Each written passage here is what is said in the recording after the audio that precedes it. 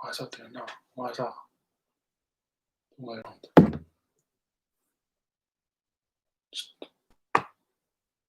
Hello, are we live? I hope we're live. And I hope you can hear me. If you're here and you are in the chat and you can hear me and it all looks fine, then do please let me know. I haven't actually got the chat directly in front of me at the minute because I've got my presentation in front of me. I've got my little PowerPoint in front of me, but I will be able to check in on the chat. So if you do have questions, you want to contribute to the chat, that's like literally the whole point of doing this. And I will be able to check in on it. But I haven't got it directly in front of me, so just be aware that there might be a slight lag, and I am not ignoring you. So, hi.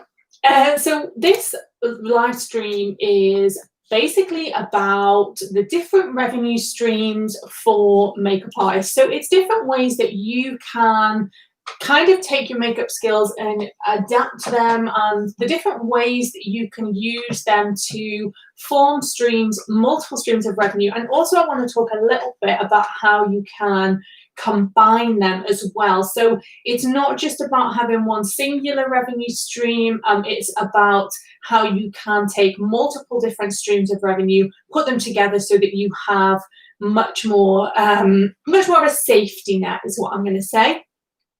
And also just good ways of diversifying. So I'm not gonna talk for too long before I get into the presentation itself, but just want to talk a little bit about why I wanted to deliver this specific subject as a live stream. So I've been teaching makeup for a really long time, and I've been teaching it in private colleges and regular colleges, universities, all sorts of different things like that. And one of the questions that I get asked an awful lot at like open events or on the run up to people starting a course or even midway through is, yeah, but is it really a job? And can you actually make money from it? And how much money can you make from it? And I feel like it is one of those industries that kind of is a bit mystical in people don't really talk about the values and the money elements of it because it's a little bit vague and a bit strange, and there isn't much in the way of like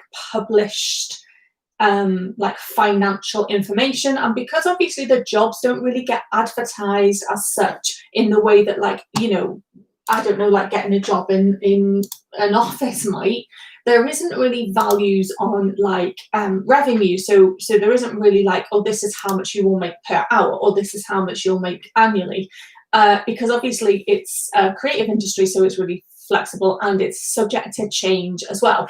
So I wanted to break down a load of those kinds of things and just demystify some of the stuff and maybe give you some ideas. Some of this stuff you guys might be doing already if you're already an established makeup artist, or it might be, you know, give you ideas of what you could add into your business. It also might be useful if you're looking at going into the industry and you're not really sure how you can possibly make money by doing it, basically. So what I'm going to do is I'm going to go through a variety of different kind of options. I'm going to break down some of the different kind of ways that you can look at your different like revenue streams, and I'm going to break down some pros and some cons. But before we get started, if you've got any questions, just put them in the chat now, and I will have a little look at those. So I'll give you just a few minutes to have a little pop a little quick question in the chat, and I will have a little check on my chat there. Bear with me, I'm just gonna have a look at the, not ignoring you, looking at the screen. I have to do a little lean around. Yeah, if you've got any questions, put them in the chat now, and I will pop up with an answer if I've got one, you know. And you can talk about anything, it doesn't have to be about this, you know. The people in the chat, are you makeup artists? Are you looking at going into the industry? Are you a trainee? What is the current situation for you? what's brought you to my live stream is what I want to know. Just going to let you know as well, I have also got a little glass of water here because I'm going to talk a lot, because that's what I do, talk a lot. And after a while I get a bit croaky, so I need a good old glug of water. Okay, shall we jump right into this? I'm going to ask my techie man, are we good to go? Techie man, are we good to go? Yes? Okay, cool. So hopefully what you should be able to see now on your screen is this very fancy PowerPoint presentation. I am such a teacher. I love making PowerPoint presentations. I think it's like my second favourite thing after eating cake.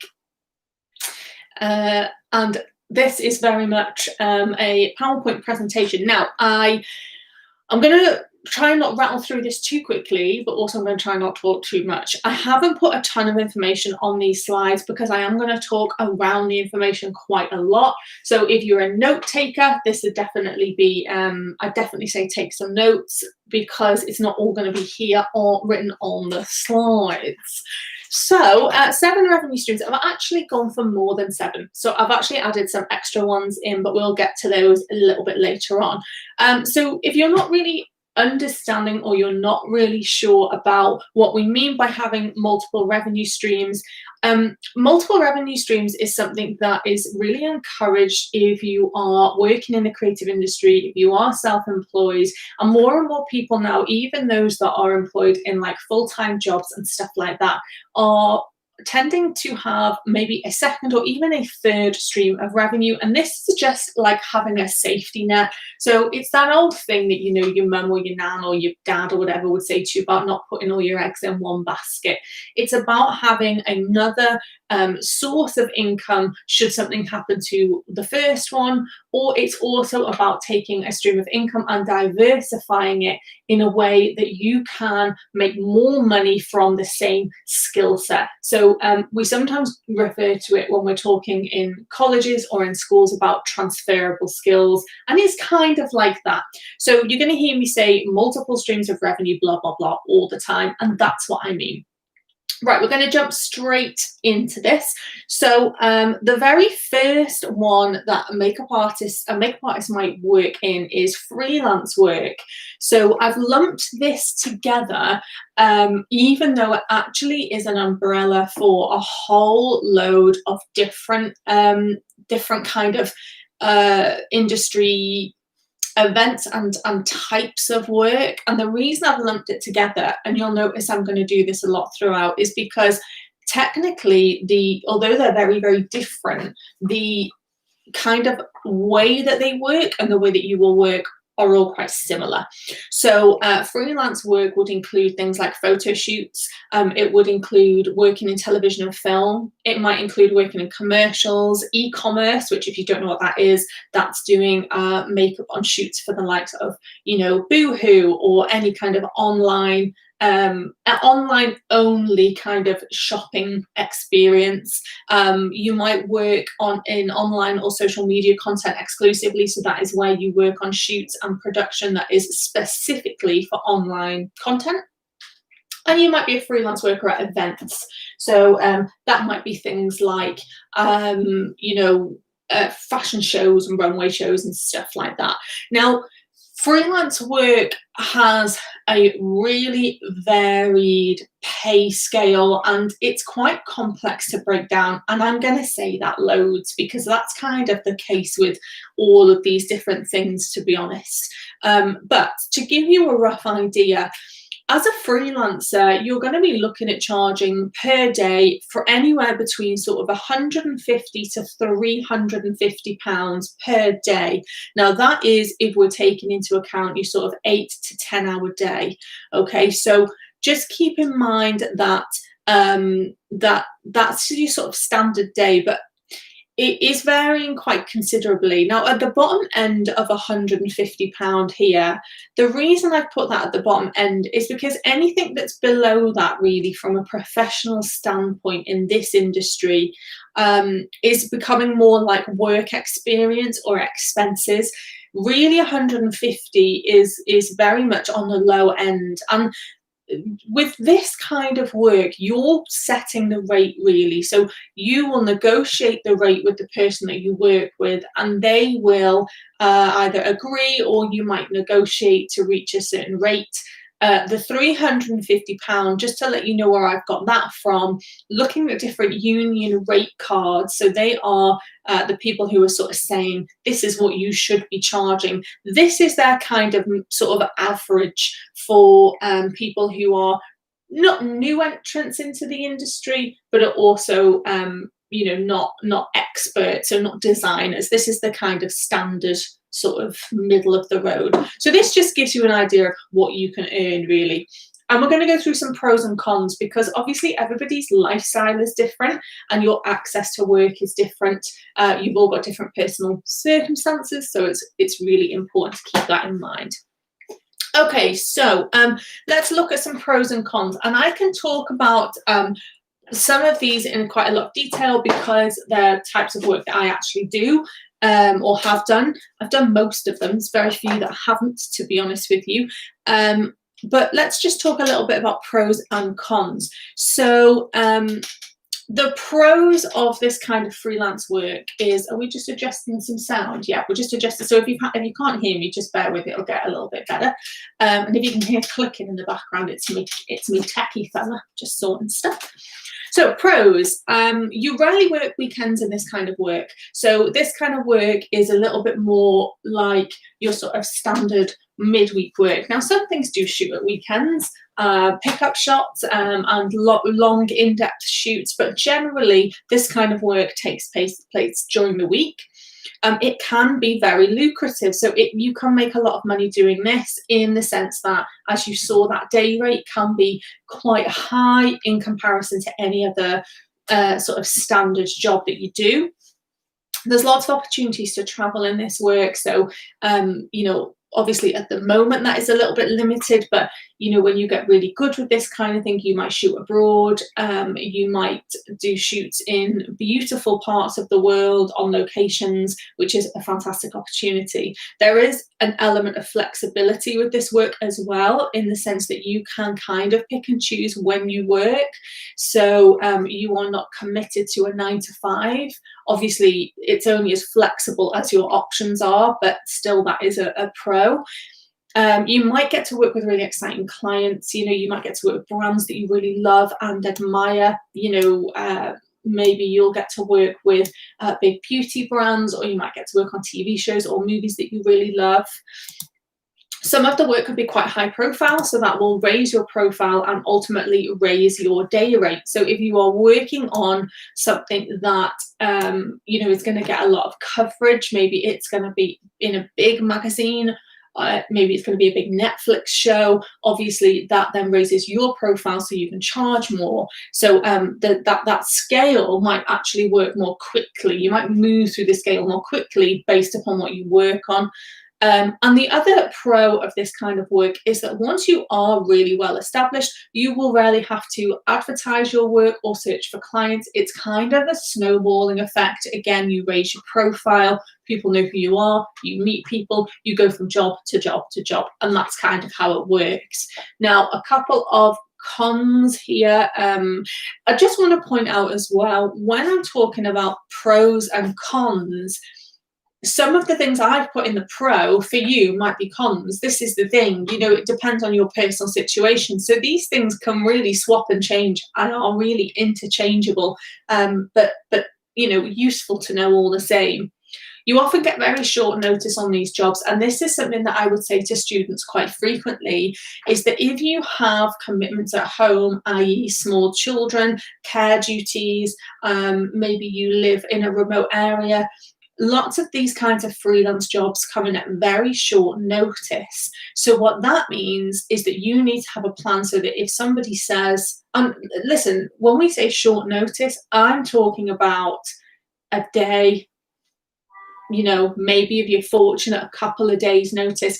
It's really rare actually that you will get weeks and weeks to plan. So just keep in mind that you need to think about, is there someone that can jump in to look after the children? Is there a way that you can get to locations quicker? Have you got a car? All that kind of stuff, okay? You will have periods of no work.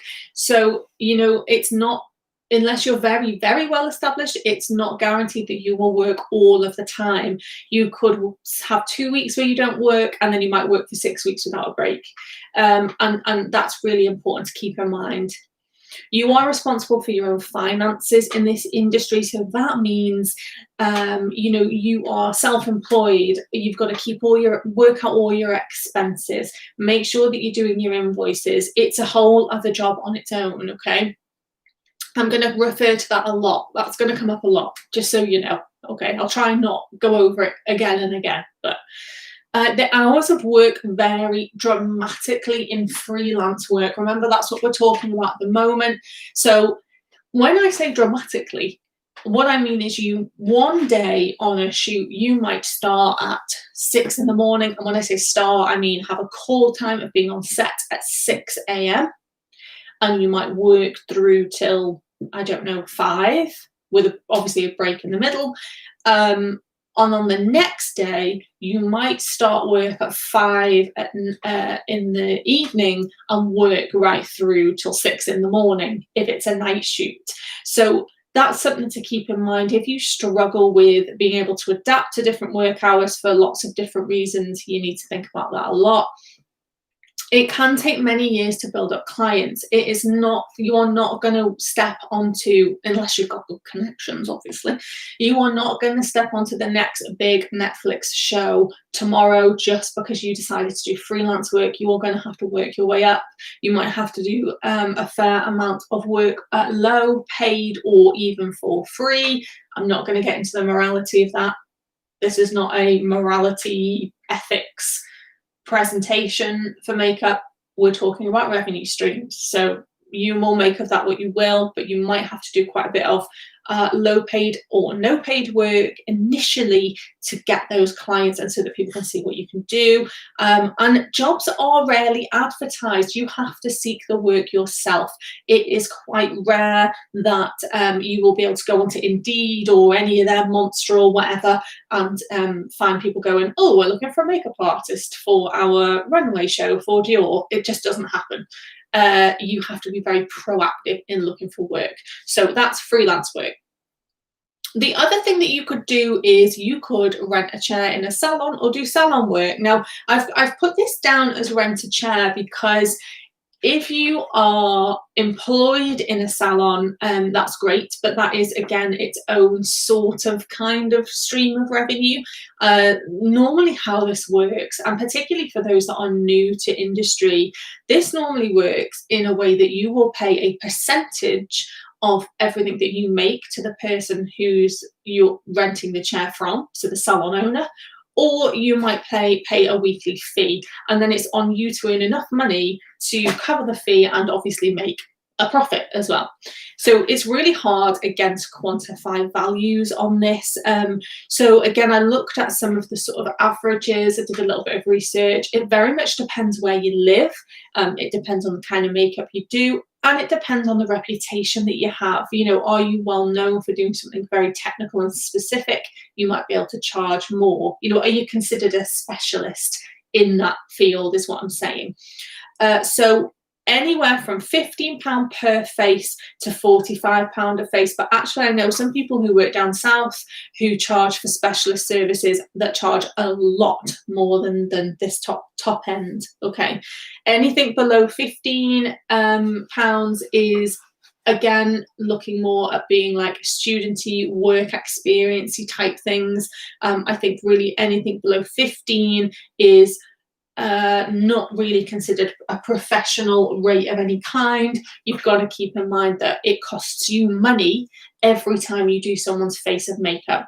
Now, the sort of makeup you would be doing in this scenario is going to be different from what you would be doing as a freelancer. So you might be doing occasions, you might be doing party makeup, you might be doing makeovers, so that's people that just want to come and get a makeover, and predominantly night out makeup, so people going on a night out, the pub, restaurants, whatever. Very different from your freelancer work. Very different styles of makeup from your freelancer work, I must say. So some pros and cons, again, these are interchangeable depending on who you are and what your lifestyle's like, but you will mostly work weekends. Now, your most lucrative time in this job is going to be mostly working at weekends. Thursday, Friday, Saturday is really going to be the one, and then sometimes Sundays around particular holidays will be very, very important. Also, things like bank holidays, you know, you might have a fully booked Sunday because everyone's going out Sunday night because they're off work Monday and they all want to go out and get disgustingly drunk. Or just have a lovely time and not drink. That's all fine. Might still want the makeup done. You know, got to cover all bases here.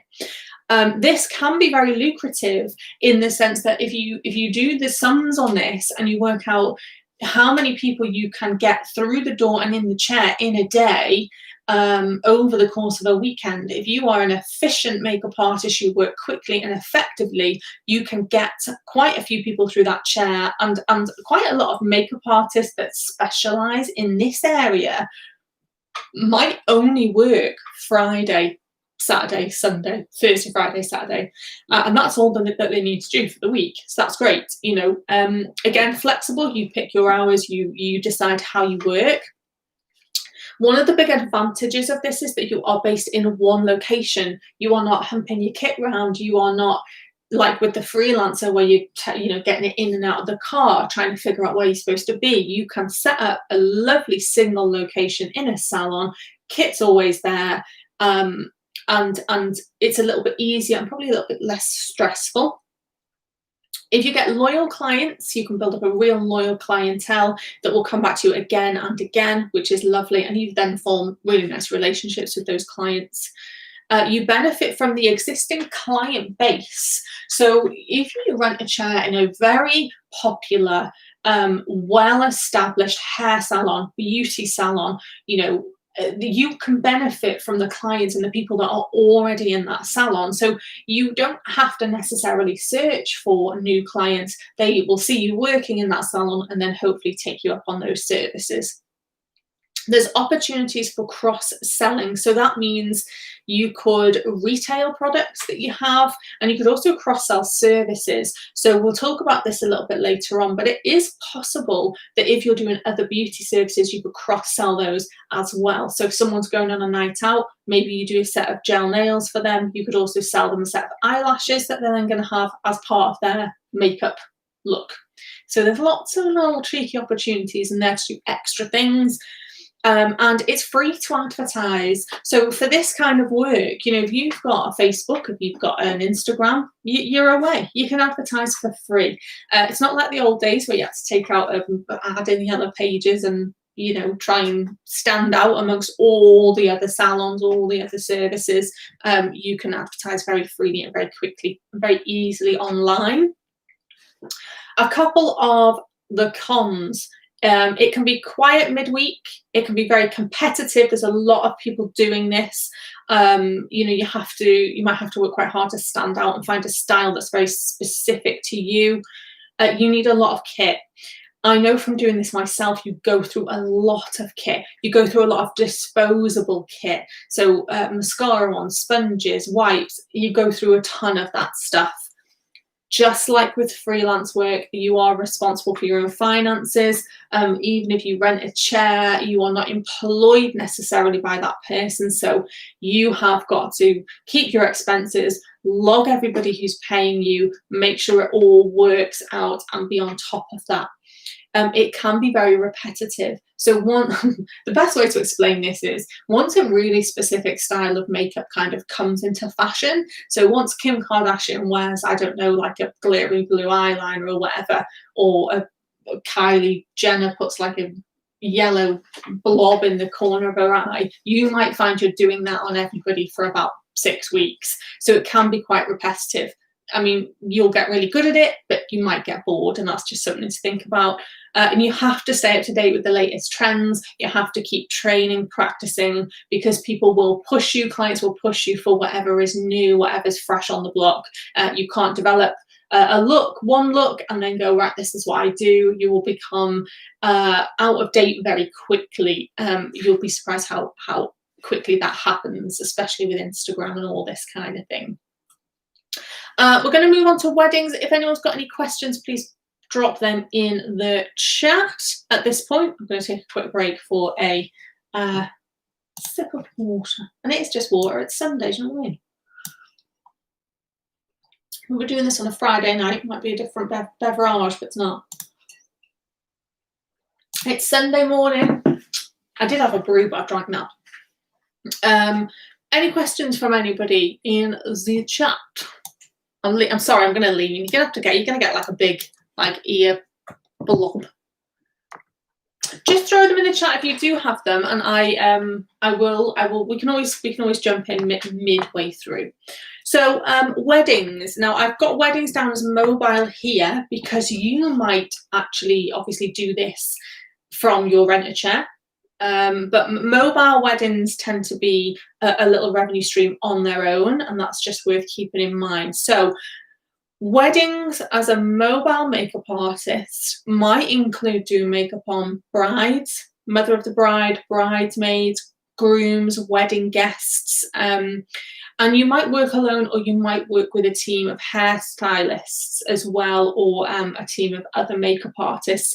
Now, weddings as a mobile business is interesting because we often think of it's just about doing the bride and the bridesmaids, but actually there's quite a lot of opportunities in wedding makeup to do wedding guests. So a couple of times myself, when I was working doing weddings mobile, I would go to the house of a wedding guest, and they would get other wedding guests they know there as a group, and they would get ready together, and I would do their makeup. So not the bridal party at all, but still, I might do 5 or 6 makeups in the morning, getting all the friends ready that aren't part of the bridal party, and that's quite nice to do as well. So there is a lot of opportunities for this kind of thing. Now, again, I've done a bit of research on this. I've tried to work out an average for the UK. So the average per hour you should be looking at is about £55 per hour. So anything from £100 to £350 for this kind of service, and it really depends on the amount of people that you're doing. It depends on are you doing lots of trials? Are you doing a single trial? You have to work out what it's worth for you. So the easiest way to do that is, what do you want to be paid per face? And who are you spending the most time on? So when you try and cost this, the best way to do it is to think, well, your bride is going to be the focus of your attention. They're going to probably get more time and more attention, so they are going to be the more expensive of the party, and then it can trickle down based on that. Sounds awful to say you're prioritizing people, but of course you are. That's how it has to be. It's your time that they're paying for and your skills. So this gives you a rough idea of the sort of money you can make, but this is not an exclusive amount. It ranges all the way up. Anything below £100 again is probably more like a work experience situation. Okay, you have to think about your costs to do the job as well. Let's look at some pros and cons. Now, this is mostly weekend work.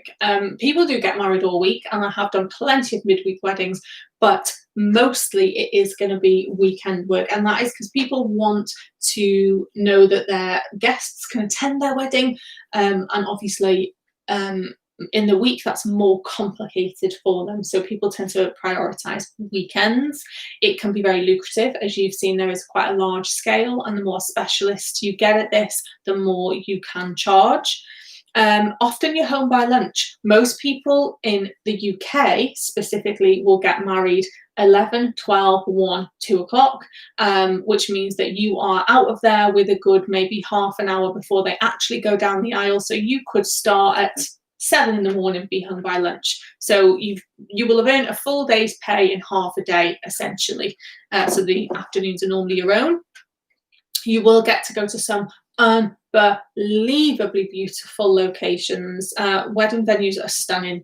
Castles, beautiful country manors, houses, gardens, just gorgeous. They're designed to be beautiful, and it really is very lovely to go to them. And sometimes if you're really good, you might even get flown to destination weddings, which might be in beautiful parts of Spain, Italy, places like that.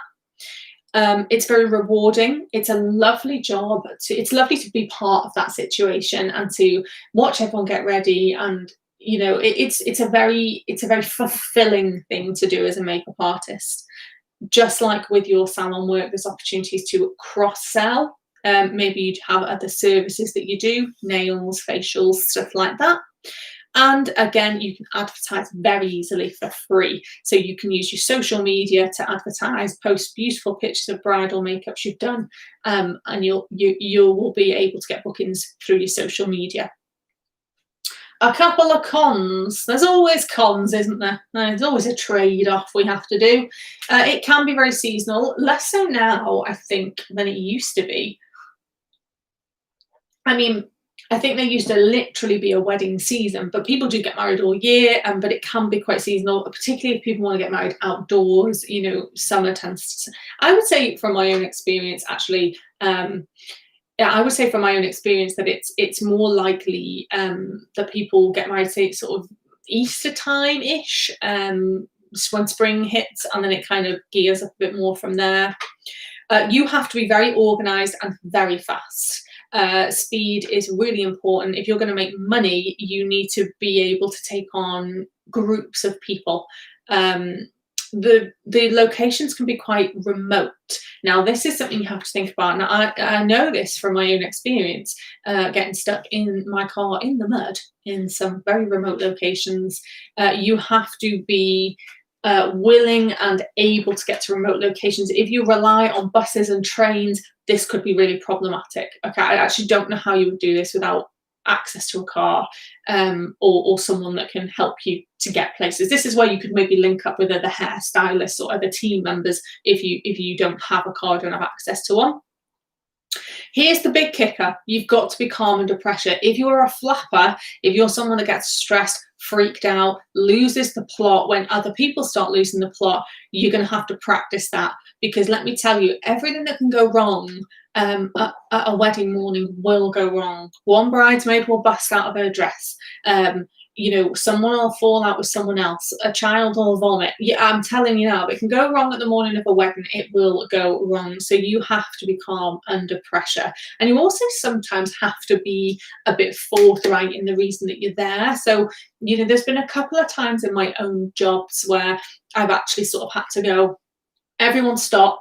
I need to do X, Y, and Z by this time. So whatever's happening, everyone needs to leave me and this person alone for 20 minutes. And people might be like, oh, listen to the makeup artist. But let me tell you, they'll be more annoyed if everyone's not ready because you were being a little bit too nicey nice. So you have to be calm and forthright under pressure. Again, you're responsible for your own finances. And again, you need a lot of kit, tons of kit. Stuff goes missing at weddings. I'm not saying why. I'm not making accusations, but let me tell you now, stuff goes missing at weddings. Big stuff. Brushes, lip glosses, foundations. You're in other locations, very busy, there's lots of stuff lying around. Things go missing at weddings. I'm just saying. Okay, direct selling. So again, just really, really quickly, I want to just say that we do not have, I'm not making any moral kind of ethical conversations about this. You need to make sure and check any company that you decide to work for doing direct selling is legitimate and safe and all the rest of it, but it is an option. I can't not talk about this. Direct selling, if you don't know, is where you are selling products directly to people.